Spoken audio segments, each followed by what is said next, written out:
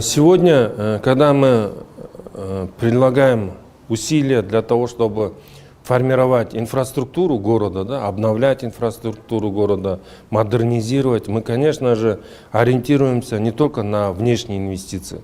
Мы должны оказывать содействие и вести работу с внутренними даже инвестициями для того, чтобы город развивался. За возможности бюджета, местного бюджета, они не предполагают, что мы можем решить все вопросы. Но привлекая инвестиции как внешние, так и внутренние, мы можем решать многие вопросы. И сегодня одним из решений является это подземный переход на пересечение Чуй-Шопокова. Да? Это исторически сложившееся место, где наши горожане, гости столицы, да, там есть торговые центры, где проводят они свое время, осуществляют покупки. И поэтому даже первый мы метод, да, инфраструктурный метод использовали, это перекрестный пешеходный переход. Да, и я думаю, это дальше развивается на сегодняшний день. Мы выставили этот участок земли,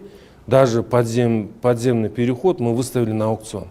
Если первоначальная цена была около 2 миллионов сомов, то в процессе аукциона, торгов, оно вышло до суммы 7 миллионов 800 тысяч, то есть более 7 миллионов. На сегодняшний день есть арендная плата. Это на 49 лет предоставлен этот земельный участок.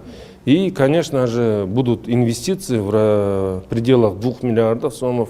Но я думаю, это не предел. Почему? Потому что предполагается многофункциональный подземный переход, где не только пешеходный переход и будет соединять два торговых центра, но еще и это будут парковочные места для машин, возможно, отдельные элементы торговых точек, да?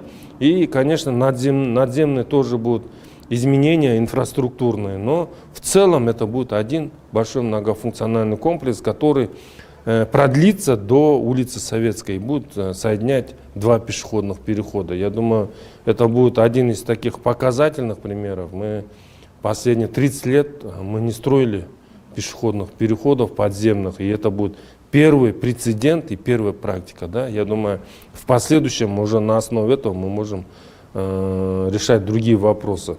Я хочу сказать, конечно же, все эти инфраструктурные проекты, они направлены на решение вопросов пробок, заторов в городе, да, обеспечение надлежащим количеством парковочных мест. То есть эта работа будет проводиться еще и с помощью наших внутренних инвесторов.